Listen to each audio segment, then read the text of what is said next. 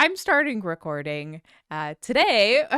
We're starting a bit late here, and we have a few extra people on the stage with me. But tonight we're talking to dermatologist and a dermatopathologist, Good Dr. job. Aegean Chan.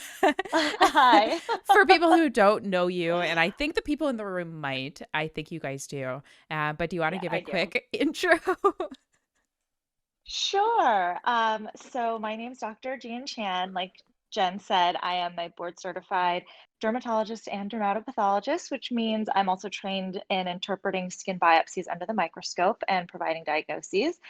Um, and I have an Instagram channel that I basically use to help educate people on skincare, how to interpret all the content that they're seeing online through the lens of a dermatologist. Really thinking about it practically, understanding the science behind recommendations, and myth busting. So I guess that's a quick bio for what I do.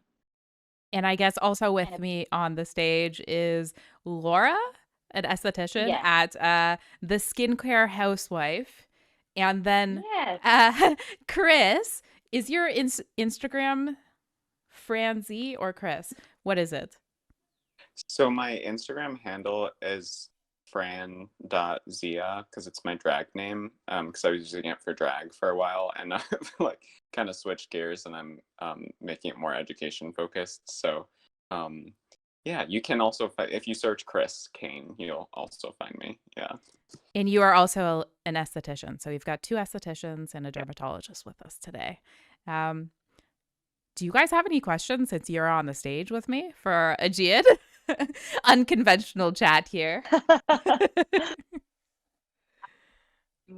Gosh, I have so many. I didn't know what to be on the stage. um, I'm like, I have so many for. Um, I just love. I just have to say, I love both of your content that you've been putting out there. The myth, just keep doing the myth busting. It's really really great. I get so many people scared, like just oh my gosh, Dr. Eugene, your post about parabens was just Yes. and it was absolutely perfect. I know, Jen, you've done it before, but I just, keep sharing that content because I just want to shout it from the rooftops because I get clients all the time just so scared of putting Mhm. anything on their bodies and or so scared that they're doing something to their kids or their babies and it's Mhm. or I hear it all the time and toxins and chemicals and stuff like that. So I just keep trying to share your content as much as possible. So and I then I really just to say, appreciate Jen, it. I really love it. And then Jen, I just listened to the podcast, the Chemist Confessions. That was really great. I'm Oh. halfway through that one. It's a great episode. Yeah, it Yeah, really I is. It's really a great like them. episode. I found them so They're funny. fun. Yeah, they're funny. I've listened to their podcast a couple times, and they just make me laugh Yeah. with science in between. Yeah, their story about wanting to rent a boat to get to their what was it, their Their cleanser, cleansers. their cleanser. uh, I um, don't think I've gotten there yet, but I'm looking forward to that. Chris, do you have any questions that you want to ask Gian? Otherwise, I'll just start asking questions. I actually do. Yeah, I have Okay, great. a question that came up recently, and I'm like, wait, should I know this? And because I don't believe they covered this in my schooling program, but I was talking to a brand rep lately at the salon that I work at, Mhm. and I'll name the brand because I do like the brand. I think they're a good brand. They're called Environ, and the brand worker was talking to me about just like different vitamin A products and how I believe with theirs it's a retinol, not a retinol, so it has to go It's a through. it's a What's that? retinol palmitate. It's a retinol palmitate and propionate Ah, and yes, acetate. yes, it Mm-hmm. Hmm. is. Yeah.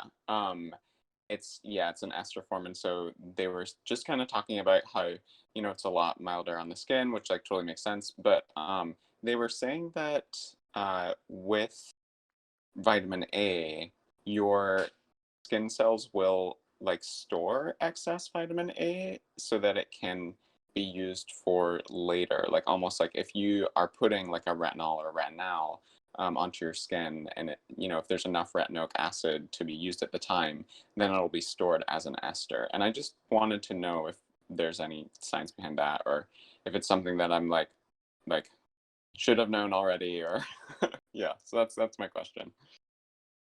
I actually, it's so funny. My place, it's not my own.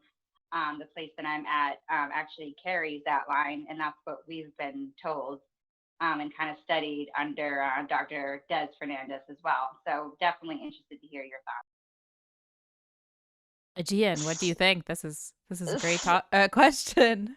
It is a very good question. It's I am not a lab scientist, so I will say my knowledge and the nitty-gritty of retinoid metabolism is a little bit limited. I have not heard that. I mean, vitamin A is stored in the body. So definitely, any vitamin A that's applied to the skin that gets to the bloodstream will get stored, typically within the liver. But I have not heard that keratinocytes have the ability to store retinoid. But I might be behind if it's new data that's been out. I don't know, Jen, have you heard anything about that? Well, I haven't, but I wouldn't like. I'm not a that is certainly not my field of expertise to give an informed answer here. But with respect to retinoid esters, I don't know. Like you have to, you typically in formulations, typically its main function is more as of an antioxidant rather than giving like a retinoid function. And I don't know if I've seen anything to show that this would be firstly held in the skin and then there would be substantial conversion to retinol, that ow, then retinoic acid. This, if it's regarding a retinol ester, this seems fishy to me. That's, I guess, what I would say. What do you guys think? I don't know though. I could be totally wrong here. I mean, that's kind of how I felt. Is I'm like, wait, was I missing something? But it just kind of felt like the way that they were talking about it was their products, because it's a multi-purpose product, multi-purpose vitamin A product. Like it's going to be more beneficial than using something like, I don't know, like adapalene, or tretinoin, or like maybe just a kind of more intense retinoid, and which I see the benefit of that, but I also think that could be misperceived by some clients or customers or people that you're working with that are less savvy as not understanding that, well, then it does have to go through extra steps to be converted to retinoic acid, so you're not going to be getting as much as that vitamin A than if you were to be using like an adapalene product or a tretinoin prescribed to you thing. I wrote down some notes. I can read it to you if you would like. Sure. It says there are different forms of vitamin A: plant form and animal form. Beta carotene is the plant form, and under the animal forms fall the ester fat soluble forms: retinol palmitate, acetate, retinol propionate, as well as the alcohol form, retinol, and the acid form, retinoic acid. Retinoic acid is the intracellular.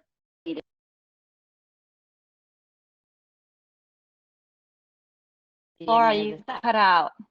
Sorry. That's okay. Hold on. Sorry, where was I? So retinoic acid is the intracellular form needed in the nucleus of the cell for interaction of the DNA of the cell. Retinol palmitate is the predominant form of vitamin A that is stored in our cells, body, liver, up to 90%. We will only find small storages of the other forms in around 3%. It is essential to have the RP stored for the metabolic pathway of vitamin A to be effective. All forms of vitamin A, when applied to the skin, go through a conversion of RP, then retinol, then ranaldehyde, and then lastly retinoic acid, where it is needed in the cell. After that happens, all forms are converted into retinol palmitate by 90% of storage.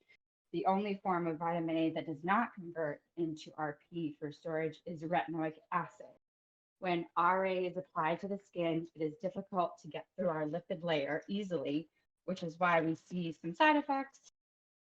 RA gets delivered to the cell, then eliminated through our body, causing more irritation to the cell membrane, blah, blah, blah, and not able to convert RP for storage. I could go on and on. Just a couple notes that I had. Yeah, so I'm just kind of thinking about I'm quickly trying to do some PubMeding and nothing's really coming up. The only information I have really from this is just by Dr. Des Fernandez, the guy obviously that created the Environ line, and the guy that he was like one of the pioneers of microneedling.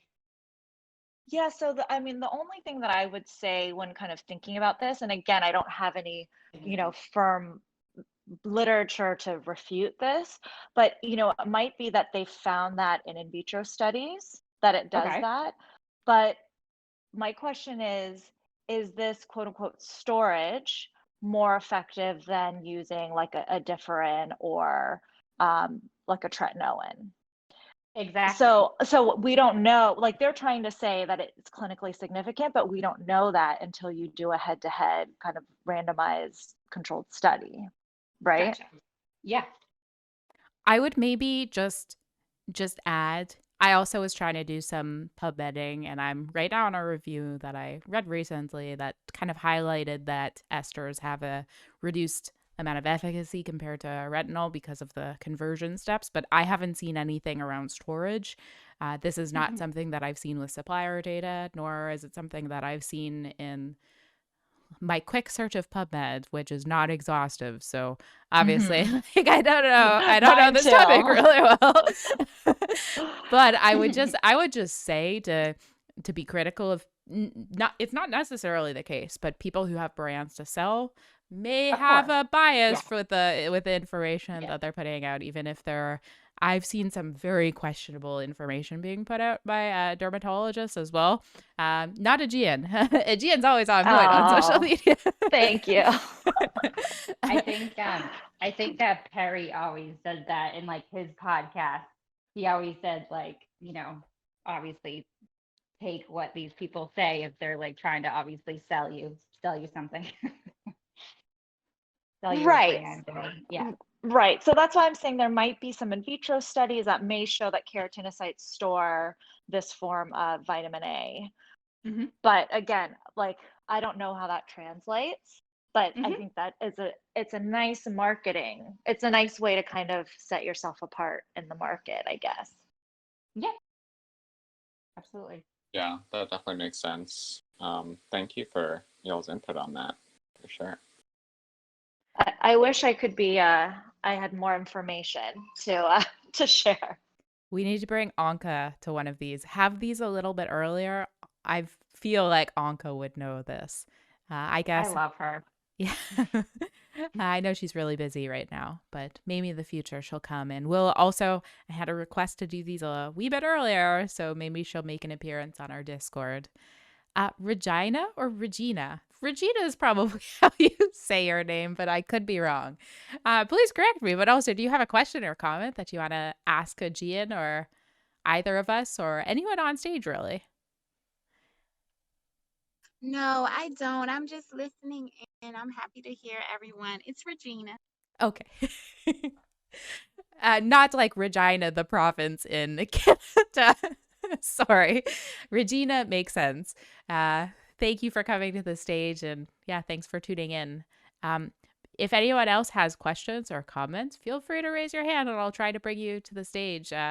Laura or Chris, do you guys have any other questions? I guess my question to Aegean, just to jump in, would be, Are there any misconceptions you see a lot of out in the, I mean, there's so many misconceptions, but like top misconceptions you see online around skincare or skin health?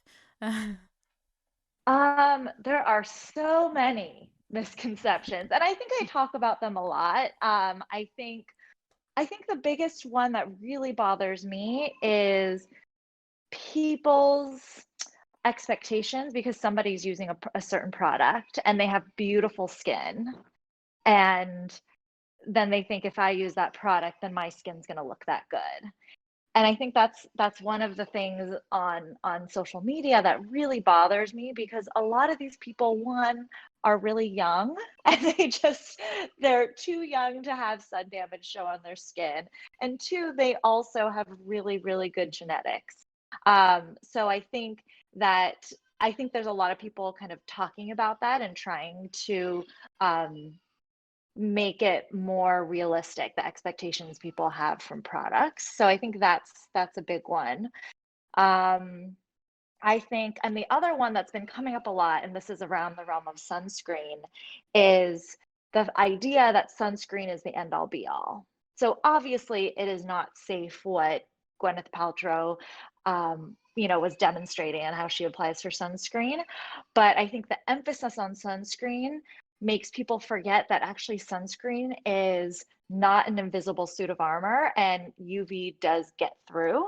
And it really, dermatologists consider it the last resort in terms of protecting your skin from UV. So I always like to say, it's not just sunscreen. You really need to have good sun safe habits. So staying out of the sun during midday, doing your outdoor activities early morning, late afternoon, wearing sun hats, staying in the shade, wearing UPF protected clothing. That's probably the biggest one, because as we know, people don't use sunscreen, as they don't put on as much as they should be to be getting the production. So Well, that's a good one. those are the two that are top of mind. That's a good one. Yeah, Can I we find dare people talk forget to about stay in the shade. where I so like feel like controversial, but where the term clean came from, like, brands? Oh. Uh, Yeah, I don't Aegean, know, what do you Jen, do think? you know where the origin is of that? I don't know. I have a lot of theories about it. I think in the early 2000s, you know who knows a lot more of the history? Valerie from the Beauty Brains podcast, or cosmetic_chemist on Instagram.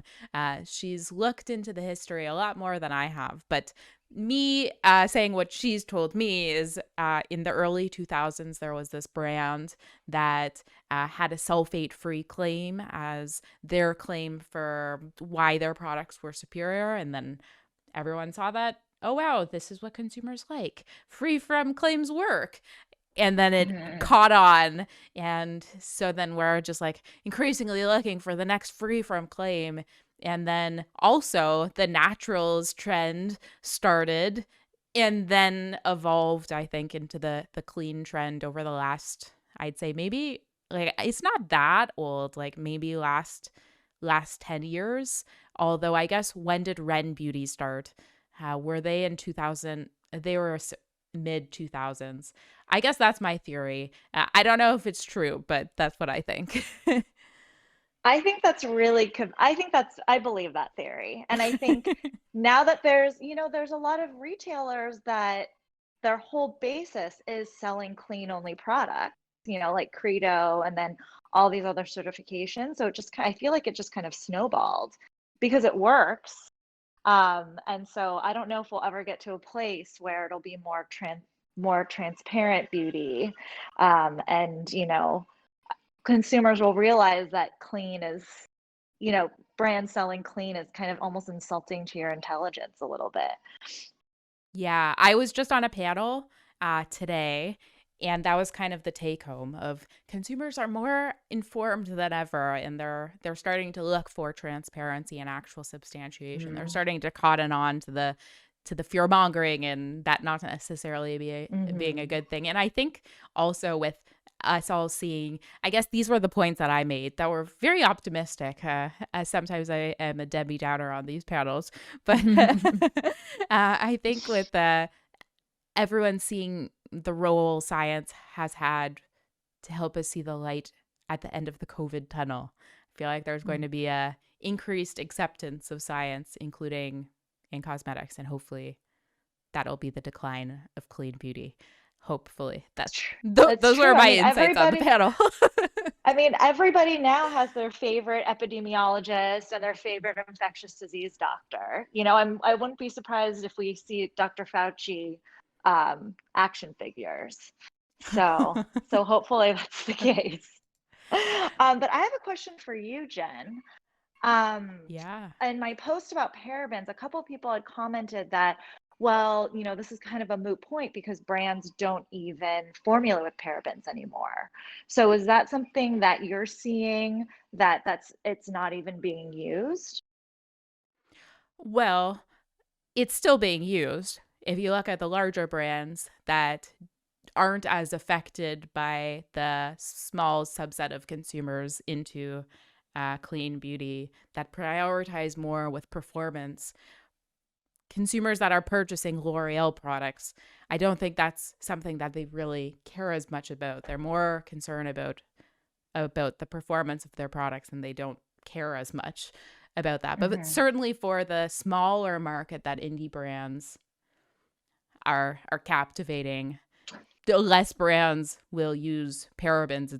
It's very rare that I see, especially smaller brands, choosing to use parabens. There's one brand that has really impressed me, Sam Farmer in the UK. He has gone out of his way to include parabens, but every client that I work with does not want to use parabens because they view it as kind of like brand suicide because of the fear mongering that has been in the industry. Consumers won't purchase. At least they feel this way. And I think there might be a bit of a tide change with the rise of beauty psychom. Now people are looking for products with parabens because they are starting to realize the great safety profile that they do have, especially compared to some of the less studied preservatives out there. But yeah, certainly far less brands or product launches are including parabens. And then even I said all of this about the larger brands, it doesn't really matter as much, but then you have Procter and Gamble pairing with the EWG, and certainly for all the products that they've paired with them, they're not going to be including parabens in them. So yeah, I guess that's my thoughts. Yeah, I mean, I think, and I was really happy to see that most people, obviously, that follow me, it's kind of a self-selecting group, but people were responding to other people like, no, well, that the data doesn't show, that parabens cause endocrine disruption. And somebody came back to me because she was saying, oh, I'm not sure. And she's like, actually, I was just looking at the stuff and all the data I see, it comes from the EWG, and I know that's not reliable. So I do feel like people are getting savvier and kind of, thinking and deciding for themselves what they feel is safe and unsafe. Yeah, I think for a really long time, no one was calling out the EWG. And I feel like as people started to expose, I guess they're like cherry picking ways. Yeah, more people are aware that maybe they're not the most reputable place to find information. Kirk, you've been up here for a little bit. Do you have a question or comment that you'd like to ask or add?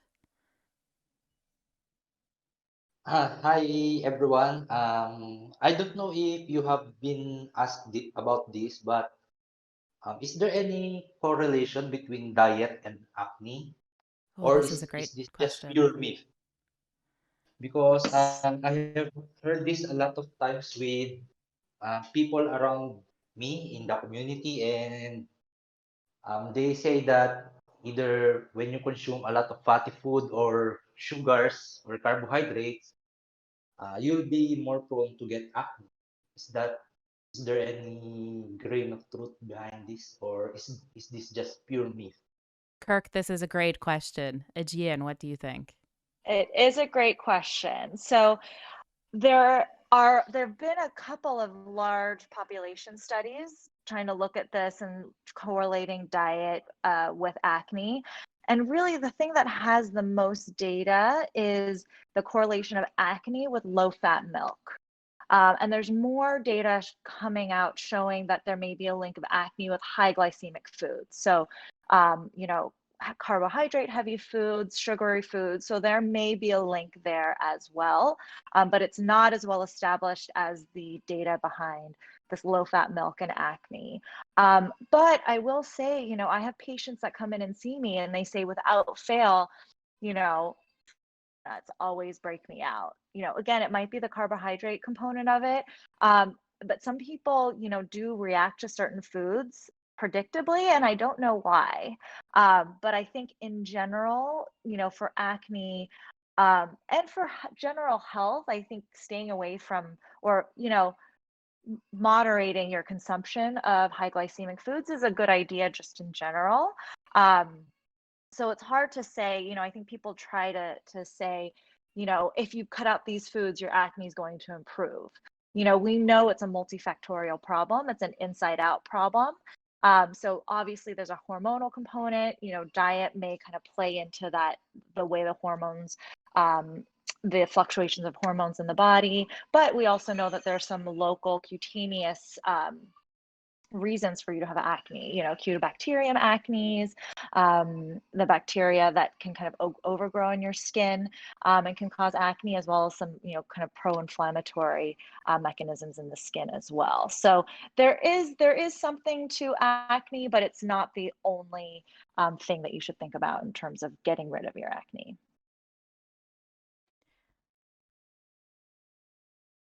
Yeah, and maybe I'll just jump in to highlight a point that was made.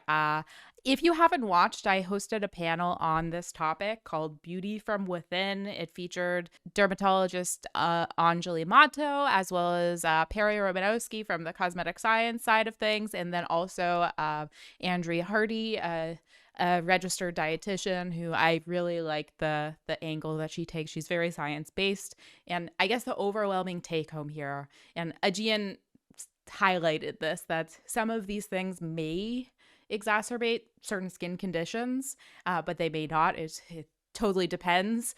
If something's working for you, like if something in your diet triggers your blemishes, then maybe do something that works for you. But if it's not causing you a problem, then don't actively avoid it. But also, the same diet that's good for your general health is the diet that's probably going to be good for your skin. I just feel like so many people, though, put so much weight on elimination diets, and that's something that I find really worrying, especially Aegean, I would love to hear your insights on this. It really bothers me when I see skincare professionals, especially in light of the limitations in the research that we have. There's not that much evidence to show that a certain dietary change will like make a substantial difference. There's not that significant of evidence for certain dietary patterns. Okay, so with that in mind, I see some dermatologists and other skincare professionals, but I guess I'm more concerned when it's a dermatologist, just because of the clout that they have, putting information out there that people should just avoid sugar or just avoid X. Usually it's sugar, I find, on social media. This bothers me because I feel like, and I've talked to Anjali about this a few times on my podcast, but I feel like this might lead people down a path of like eating disorders with that kind of negative reinforcement for the diets, instead of focusing on like positive dietary reinforcement of like looking for balance, have moderation, do things that work for you. What do you think, Aegean? I completely agree with you. I think, and I've done a couple posts on this. I did one about diet and acne. I did one about diet and eczema, which is really concerning. I'm sorry, I have a little fussy baby I'm giving a bottle to Oh. right now. Uh, she agrees. It bothers her too. You know, especially with eczema patients, often they're kids, you know, and for their parents to, you know, want to Oh. Oh, your poor baby. okay, yeah, she's teething. I'm sorry. It's okay. What was I gonna say?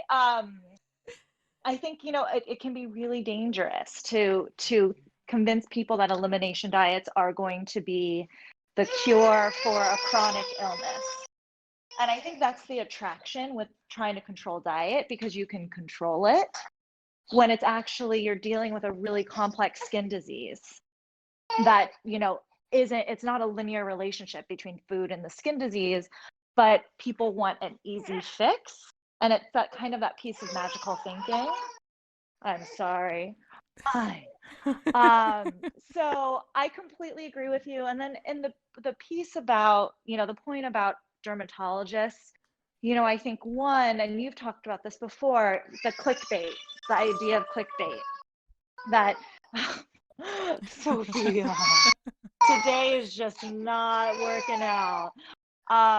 It's so much, you get more traction with a post that says avoid sugar to cure your acne, Yeah. rather than having a nuanced view about it and saying that, we don't have the evidence, it may show it shows that it may help, but it's not the only solution. Like, that's not so clickbaity. And then in terms of other dermatologists, I think there's a range where there's some derms that will go into the literature before saying anything. For me, I always tell patients, I'm not sure if I'm not sure about something, and I'll go look it up. And I try to have a lot of nuance when I try to present what's out there. But I think there's some dermatologists that have, I don't know, more of that consumer perspective. So if they're seeing, I've seen dermatologists recommend the EWG as a source, and they may not know how flawed the data is. I mean, and there's other physicians that also kind of advocate for avoiding parabens, etc. Somebody even tagged 2 physicians on my page yesterday, and there's a wide range of physicians, and I don't think, everybody has different styles. That's what I can say. And again, if they have commercial interests as well, that can also impact, what they're saying to the general public. Oh, Aegean, you brought up so many points that I think about a lot. With dermatologists online, there are a few dermatologists that I love the information that they share. They're always on point, and you are one of them, hence why I feature you. You and Anjali, I feature you guys all the time. But I have I have had a challenge finding dermatologists that I feel the same about.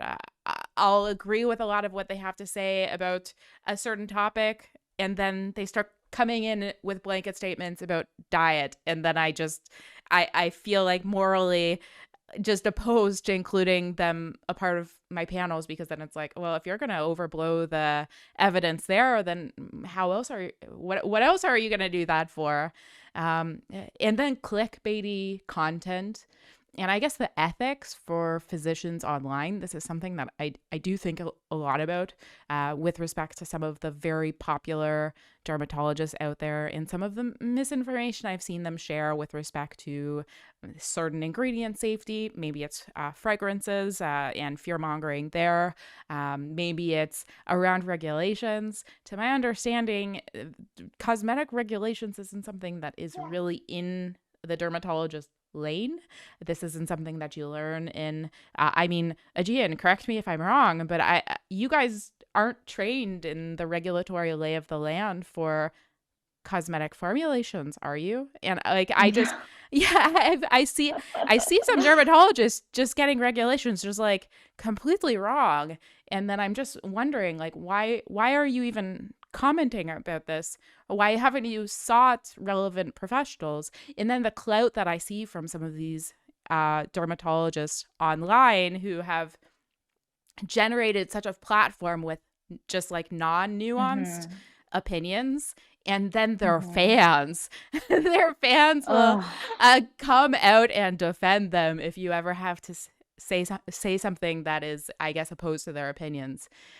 And then I just find that so damaging, because the authority that they have, and then how that impacts the whole industry, but also other professionals in the industry. Yeah, what do you think? Yeah. And then also anyone else, feel free to chime in. Yeah, I mean, I will just say that, again, I think a lot of these a lot of dermatologists are getting the same information that consumers are getting. Yeah. So, I think that makes it really tricky. I don't think that it's right, but you're right. We don't get any training on cosmetic formulation, regulations. I mean, even basic information about ingredients is not something that is included in our residency training curriculums. And, I will say for me, I've learned so much from you and from Anki and, all the people in our community. I've learned an incredible amount of information about formulations and ingredients and safety and regulations, but that's not something that I come to the table saying that I know this, that's my lane. I completely agree with you. It's not our lane. I really like to focus my posts on clinical. That's my lane is clinical outcomes, and I think when we work together, I think that's like ideal because you can come in with the formulation and I can tell you about what I see in my patients. And that's a place that I can speak from with expertise. And then, yeah, I think this is in every industry, right? There's going to be people that operate with their own code of ethics and people that kind of, it doesn't matter as much to, you know? So, and I think if you can benefit from, appealing to people's beliefs that they already have, you're going to be much more popular. Yeah. I feel like there was something else that you had brought up that I had a thought about. Oh, actually, this is kind of related, but I was actually thinking about Dr. SpawnCon and kind of wanted your thoughts or, anybody else Dr. here. Spawn I am completely ignorant to who this is. No, just like doctored sponsored content. Oh! Oh, I was like, what? Sorry. Oh, Sorry. Jen, I was thinking the same thing. I was like, sorry.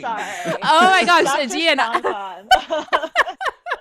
Aegean, I was like trying to Google. I'm like, who? I was just going to ask you this of what you thought. This is something that has kind of concerned me. I've seen some dermatologists in my network take firstly, I've seen some like really extravagant gifts being given to certain dermatologists, which I felt kind of uncomfortable about. Like a certain dermatologist in my network who I love the content that he puts out, but he was by one of the brands that he was working with was given like a few $100 like headphones, which was like, wow, that's a really nice gift that would certainly make him think like favorably on this brand and perhaps bias his opinion. But also doing ads, it seems like it should be against some code of ethics for physicians. Like I feel uncomfortable as a non-physician doing that and how that might bias the information that I put out. And I see a lot of people do it really well. Like Michelle does it fabulously. She would be, I guess, an example of how to do it well. But for physicians, it seems like and you were talking about it with Gloria and Victoria also. That's kind of where I ended the episode. Yeah. And I thought, it's a tricky thing. I think for anybody that calls himself a professional, you want to make sure that what you're essentially selling aligns with your own personal values and beliefs. And, for me, full disclosure, I do get gifted some products, not a ton. I know if it's not something that I'm even going to talk about, like I won't even accept it. I've not done any ads or sponsored content on my site. And,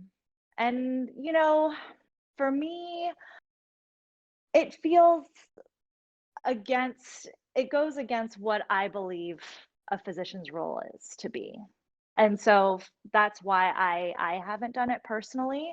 I know, Austin Chang, he is a big physician. He's I think an internal medicine or GI physician, but he talks a lot about just physician responsibility on social media. And I've been meaning to just reach out to him and kind of figure out, what he thinks about it. Because a lot of physicians across specialties do sponsored content for brands. And, it's kind of the same thing as accepting dinners from pharmaceutical companies.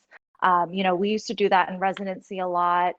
But since I've kind of been out of training and I don't need free dinners as much, I don't, I don't really accept those. Sometimes I will say drug companies that have like very expensive biologic drugs, they help me with my patients that are having issues with access.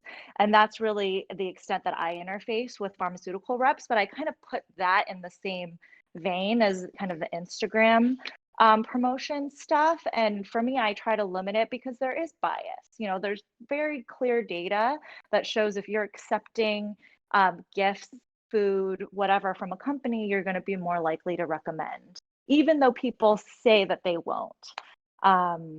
So I think it's very prevalent, and I think everybody has their own kind of feeling about it, but I kind of tend towards the more conservative side of things. Can I speak on this a little bit? Oh yeah, Yes. go for it.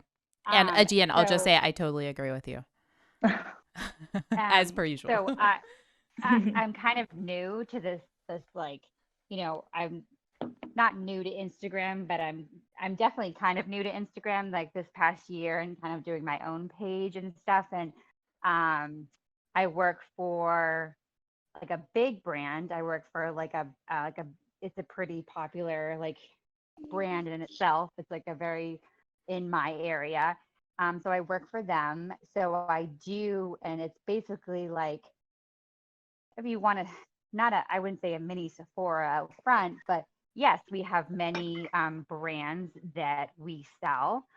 Um, but I've always, and that is part of my job. My job is to, to sell retail. But I've been in this business a long time and I have incredible clients. And yes, I do sell certain products but the company too only aligns itself with, certain brands that they really love, and I do the same thing. Like, of course, there's products that I don't love. Um, that's just my, ethics. I'm not going to sell you that product because I don't love it.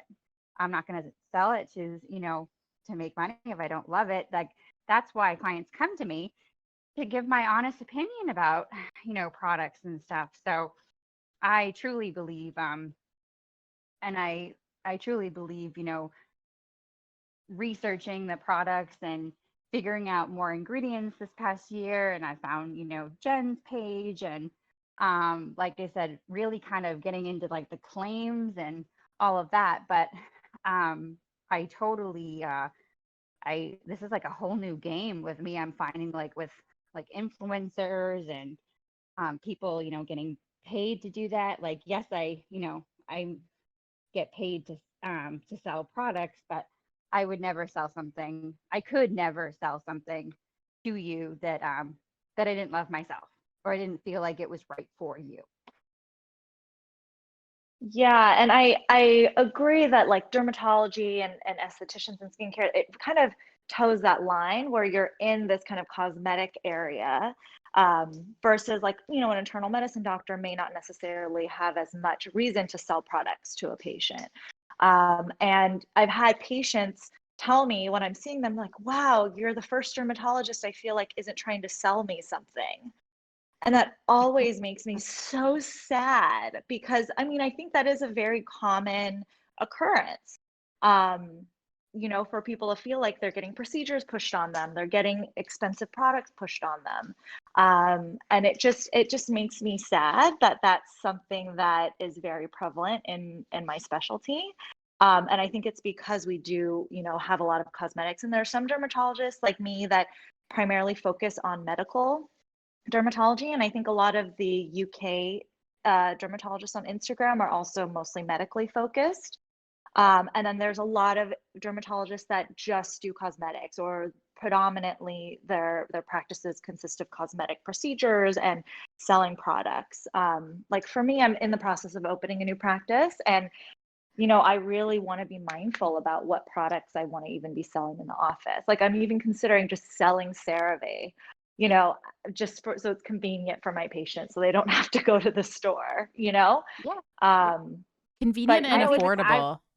right. I've recommended I totally still do recommend if even, tons of drugstore products. I don't just recommend, high end products that, again, that I sell, because I wouldn't be doing my job. Mhm. So and then if somebody comes in and wants, like, to peel their face off, but I don't think that's for them. I'm not going to take their money. I'm going to tell them to go to a dermatologist. And I don't And think that's right for them. yeah, and it's like kind of somebody with like duck lips comes in asking for more Exactly. filler. Like, I'm not gonna Exactly. do it. No. Exactly. And it's interesting. But it is kind of encouraging to see. So I do carry some pretty popular dermatologist loved lines, and most of them do sell the same stuff I do, Hmm. which is really cool. I'd And like to ask a it's, question. If Oh yeah, sorry, ask no, your just question. thank you. The discussion has been really great to listen in on. My question is, I do want to switch gears just a little bit. I did have questions about um, probiotics and um, thoughts on the use of probiotics in skincare. This is something that I feel like has kind of been on my radar, but it's a little bit coming up a little bit more as I'm trying to get a better understanding of the skin gut axis, and I hear a lot about probiotics as they come up. So I was wondering if you could speak to that, and then secondly, I also wanted to hear your thoughts on um, great ingredients for higher Fitzpatrick's with really stubborn hyperpigmentation. I feel like this is something that continuously comes up for clients, for patients that consistently have the hyperpigmentation. They're having the acne, and I'm finding more and more too that a lot of times this underlying issue of PCOS is coming up for many of the clients that I'm seeing. And I know that recently Kiki Palmer, who's an African American actress, came forward sharing her skin struggles with PCOS as it relates to her inflammatory skin conditions. So I wanted to know if you could speak to those. So those were like three things. I know probiotics, PCOS underscoring acne, role of treatment that you that you feel like works best for for these patients. So thank you, and I'll leave off of the panel now. Just listen in for your answer. Thank you.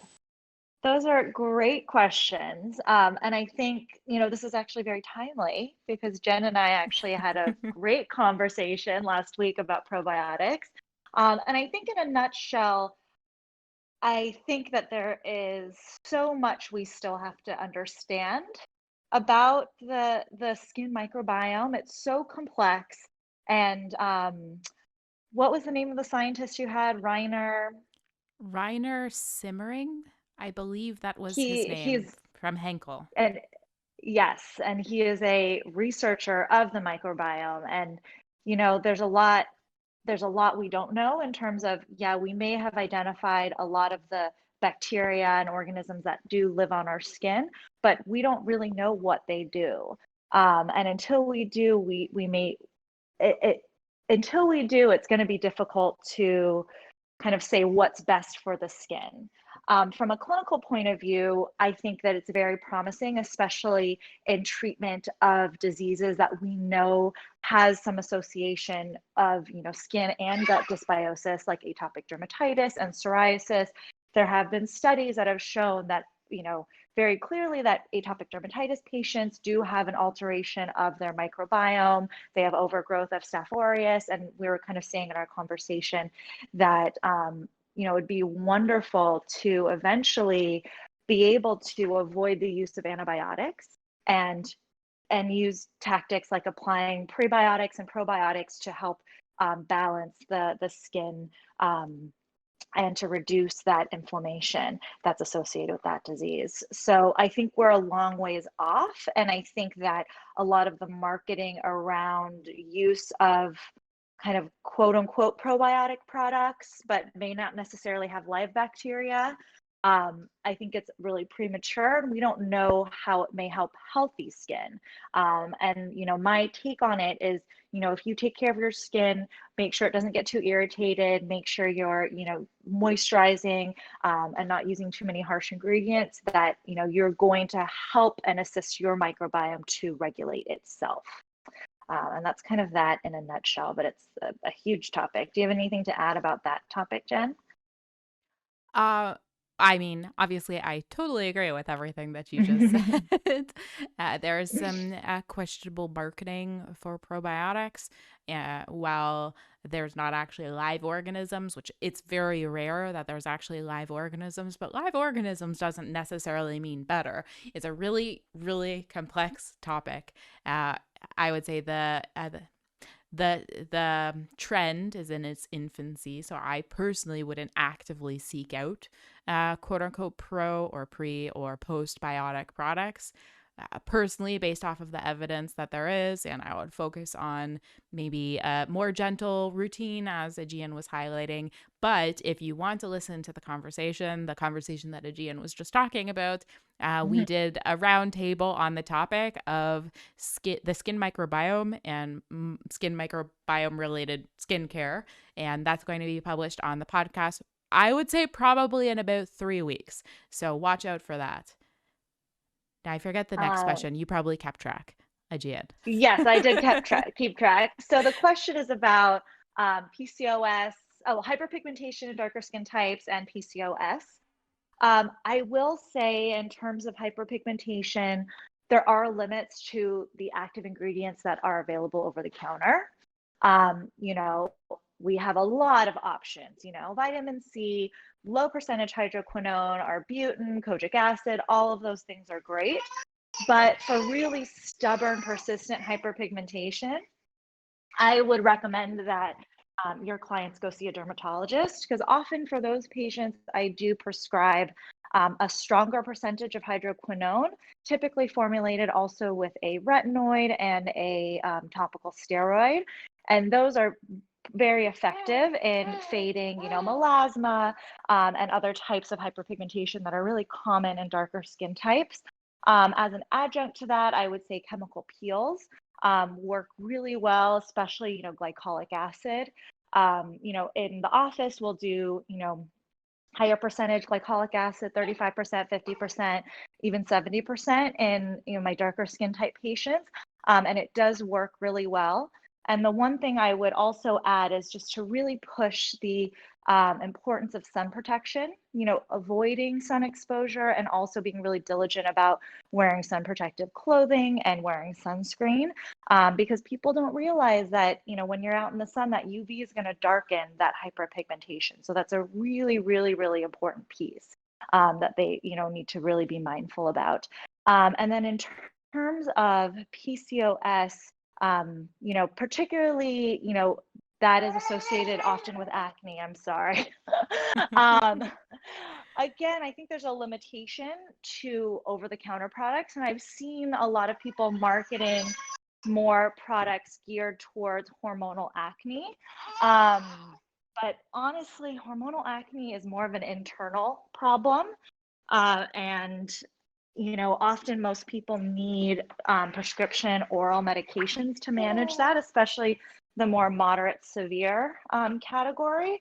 So, often I'll give patients a medication called spironolactone, which is a diuretic, but it also has anti-androgen properties, so that it works really well in patients with PCOS. And then also, having the patient work with their physicians in kind of managing their PCOS. Once that gets more under control, their skin typically does improve as well. And then, I'm sure you've seen this too. People have, chin hair growth as well with that, and that can be really difficult as well. So I hope that helped. If you want me to clarify anything, I'm happy to. Can you speak to hydroquinone usage and your thoughts on cycling on and off of hydroquinone usage for the higher Fitzpatrick's? I know that I have some clients that are, they want to use hydroquinone uh, to a point where I think the skin is lightening a little bit more than I would like to see. And so I would like to hear you speak to how do you have that conversation with clients about, for your safety, I think you need to maybe relax on the hydroquinone. Okay, thank you. You're welcome. So for hydroquinone, in my practice, I usually tell patients to use it no more than 3 to 4 months continuously in a row. So I usually say if your area that you're treating is light enough to where you're satisfied, if that's before the 3 to 4 months, then stop the hydroquinone and just use it as needed. And then, you know, again, we worry about the risk of something called ochronosis, where you get actually the hydroquinone deposits onto the collagen fibers to create this kind of dark black blue discoloration on the skin that's very, very difficult to treat. Lasers is really the only way to address that. And that's why we tell people to cycle off of it every couple of months. Aegean, you have been so generous with your time. We've now been talking for over an hour, I think. Well, actually, my recording says an hour, but a long time. And you've Because got. I was late. I guess probably around now would be a good time to end it, especially since you've got a babe to get back to. Do you have any And final? she's eating chicken right now, Oh, so she's happy.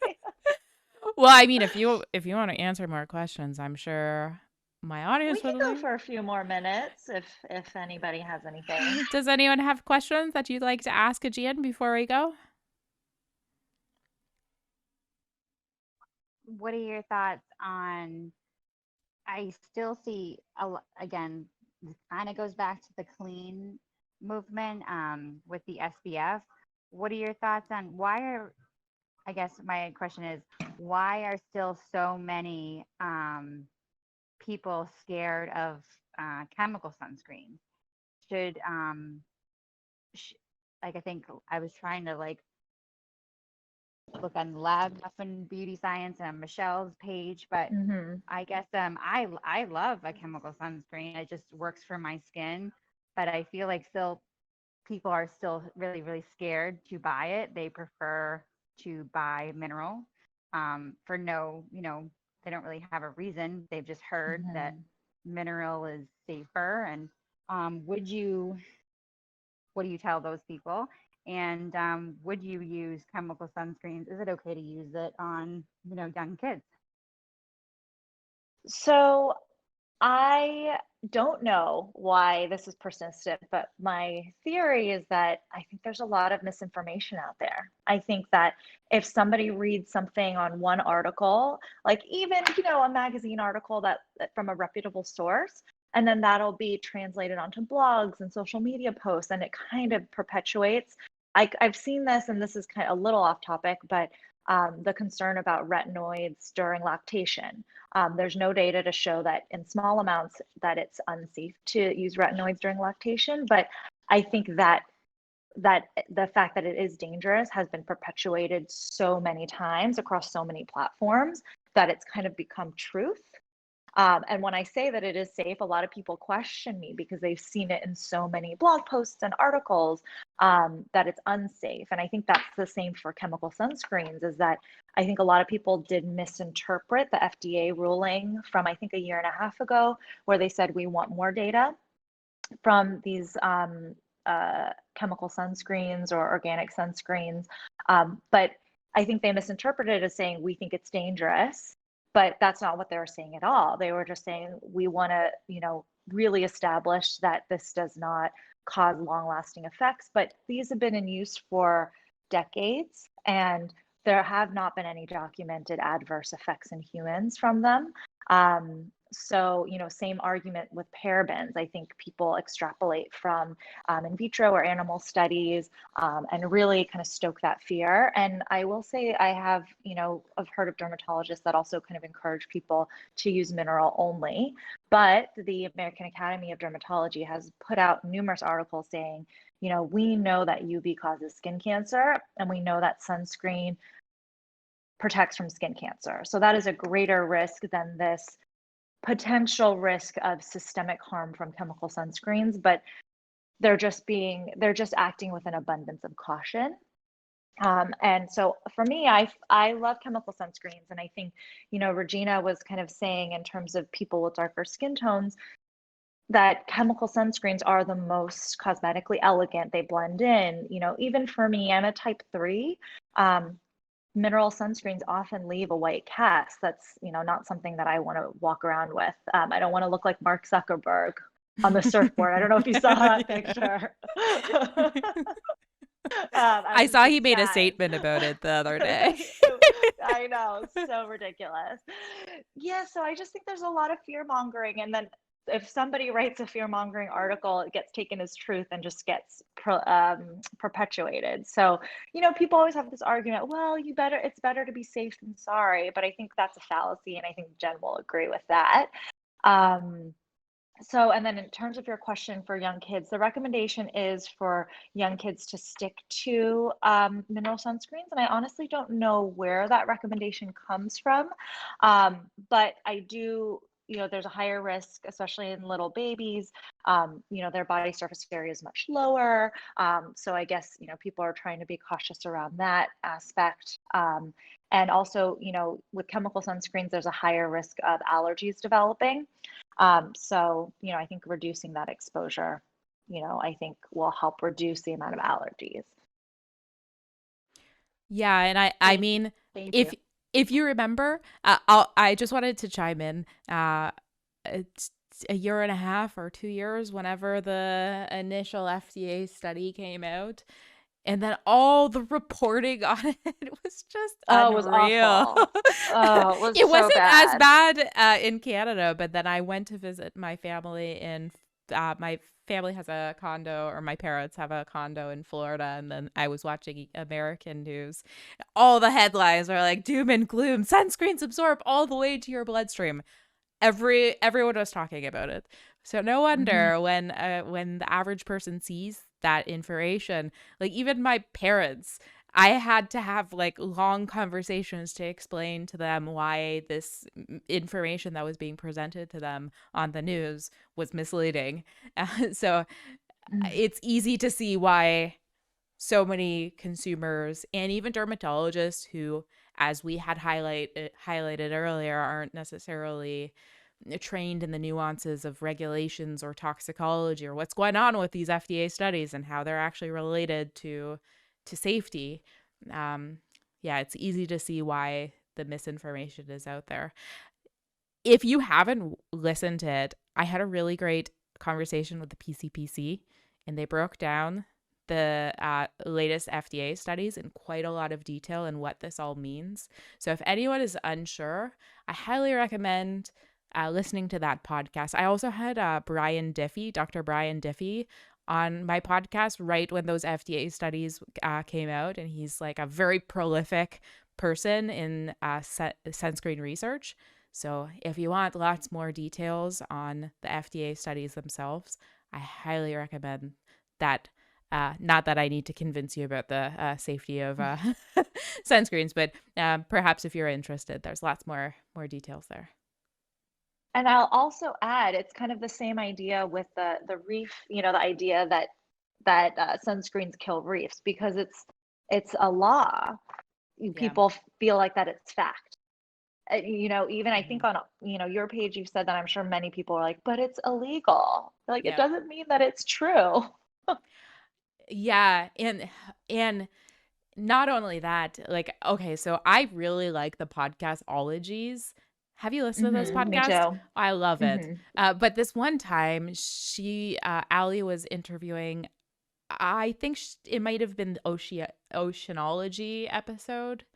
And just flippantly, they were talking about sunscreens and they're like, oh, and there's evidence showing that it harms the coral reefs. Without, like, they were just like kind of grasping at it and they weren't really aware of the research. And then Allie was going and confirming it. That's a wide perception, even among, I mean, I think it's probably especially damaging for someone who is maybe from marine biology that doesn't have the relevant knowledge in that area, just to be like, oh yeah, I saw that somewhere, we should be avoiding that, instead of actually being grounded with what's out there. I was a little disappointed, but I mean, if you're looking for a good podcast, overwhelmingly I like her podcast. It was just that one line that came out, I was like, ooh, I wish you hadn't. Yeah. Podcasting is tough because again, it comes off as like a very like legitimate resource. Yeah. But like podcasts that I listen to, they have like supplement companies that are their advertisers, so they're reading like, I use these vitamins and I feel amazing. Or, another podcast I listened to was talking about how parabens are endocrine disruptors. And I just put my head in my hands. I was like, ugh. But that's a very common perception. And if you're not in the sciences, I feel like that's what your perception is from what you see in the media. Yeah, and it's really confusing, I think, for the fact that bills are passed and then people think that that means that something's true, like you were saying. That might be the case for certain regions where they rely on more evidence, but when we're talking about politicians trying to pass bills to appease constituents who are under a certain perception, such as that certain filters are going to damage coral reefs, they're going to pass bills that are going to appease their constituents so that they're going to be more likely to be voted back in. And also, when the actual things that we would need to do are so challenging, such as addressing climate change, such as mitigating agricultural runoff, things that will may actually do something when we're talking about coral reef disruption or damage. You might as well do the thing that like it's just going to appease the people and make them think that you're doing something, not going to really do anything, doesn't cost so much, and then we'll get you voted back in. Yeah. Right. And I mean, that comes to the whole point about just in general, these companies try to put it on the consumer. Yeah. That, you're in charge of this planet and you're the ones that are like screwing it up. But no, like consumer action, yes, it does help, but like it's going to be the companies that are going to make the biggest difference. And past that, maybe like the policies and governments and big societal issues to resolve before. Yeah. Any other questions or comments that you guys would like to ask or comment before we exit out of tonight? I see Regina has her hand back up. Just to say to Dr. Aegean, the teething gets better. Thank you. You're welcome. Hear it in the background. Okay. I promise this will be my last question. But on the topic of sun protection, sunscreen, can you please clarify for me what exactly is a micronized zinc sun protection? Please clarify. This might be a better question for Jen, but to my understanding, so zinc can come in a variety of sizes. And when zinc is a bigger particle, it looks more white on the skin and it doesn't blend as easily. So micronized zinc is the industry's efforts to make a more cosmetically elegant zinc oxide sunscreen with smaller particles that are able to blend more easily. Did I have that right, Jen? Yeah, and I mean, I guess micronized is really just indicating that you're making a smaller size.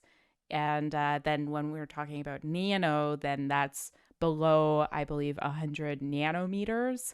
There's a few I don't actually work on sunscreen formulation, so this is not in my wheelhouse. I know there are specific regulations with respect to what must be labeled as a nano sunscreen in the United States or It's not in the United States. The United States has very poor regulations on the labeling. In the EU, I am not familiar with those regulations, but micro, that would mean that it's becoming smaller, and then nano would be below 100 nanometers. Not my wheelhouse, but you know whose it was. I had Marcel Schneider from BASF.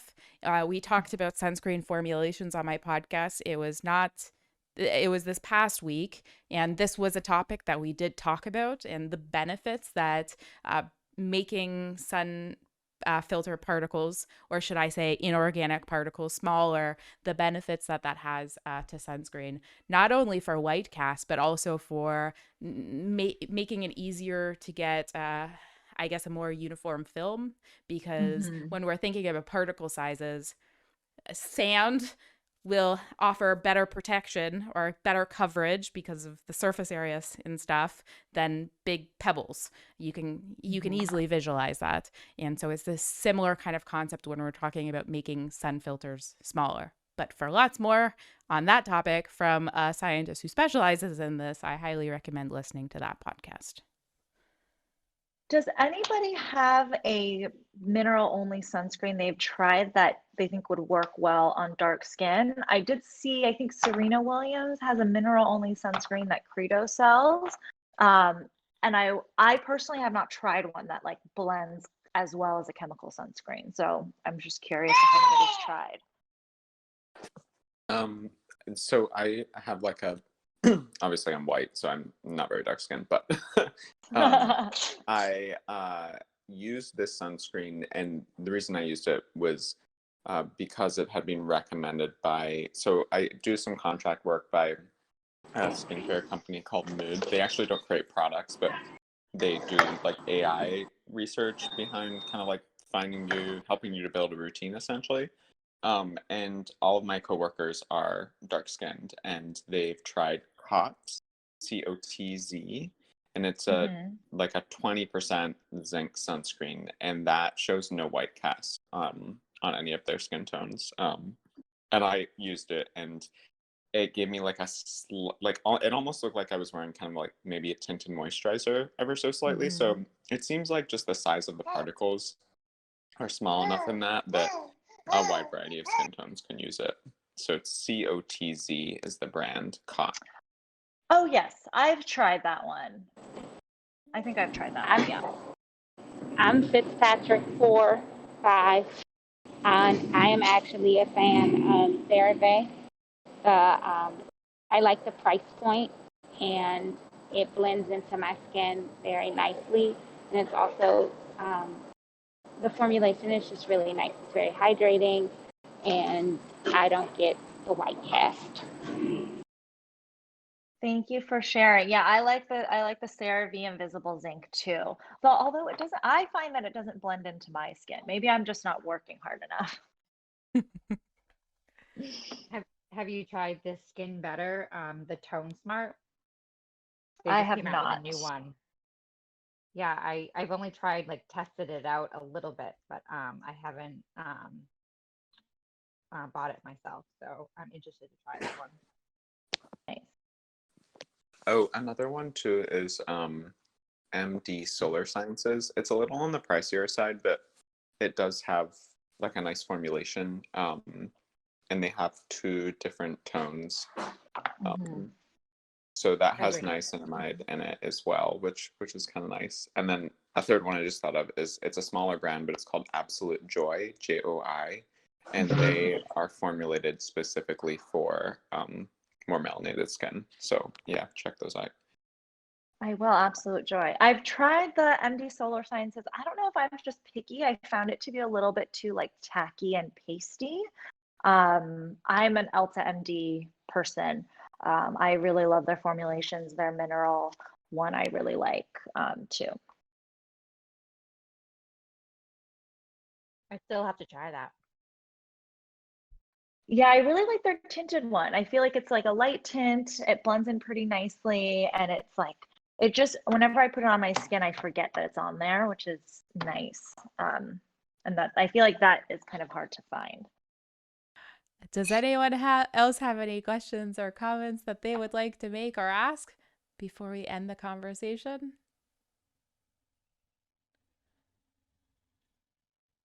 Thank you very much. Did you guys like this? Because we could totally Yeah. do this again. I I did always, like it. I thought you it did? was like kind of more intimate than Clubhouse. Yeah, it was nice. Yeah, I really liked it. It's so nice to chat with people I like see on Instagram, but it's nice to have a in-person chat. Well, And Aegean, and you're my welcome back baby's saying hello. anytime. Yeah. Thank you. Well, now I know how to work it, and my app is updated. So This was my first time listening in, but I really like this. I like the small setting, and I felt a lot more comfortable to ask questions. Um, so yeah, I definitely like this format. I'm sorry I wasn't able to get on earlier, but it's a good way for me to also to connect and meet people and get more comfortable talking about those burning questions that I have maybe from class lectures or just through my own practical experience. So yes, I really appreciated this. Thank you. Oh, well, thanks so much for letting us know and for joining the stage to tell us that. So I guess we'll do this again. Maybe Aegean will come back. Aegean, whenever you want. Just I mean, let me know. I can also bring in other experts. I usually do the cosmetic chemist dish here, and that will be resuming next week. So come back this time next week, or actually an hour earlier at 7:30 p.m. Next week, we're talking about innovation. I am also going to be having a few different conversations the next little bit around sustainability. We haven't announced the conversations. They will be a little bit earlier in the day, but stay tuned. I'll probably announce it in the This Just In text channel. Yeah. And we also have a webinar coming out, and I believe that's going to be on the 12th. And this one is going to be on unpacking the science of emulsions, all the nitty gritties that go into that. And we'll be publishing that and also this chat in the webinar chat text channel after.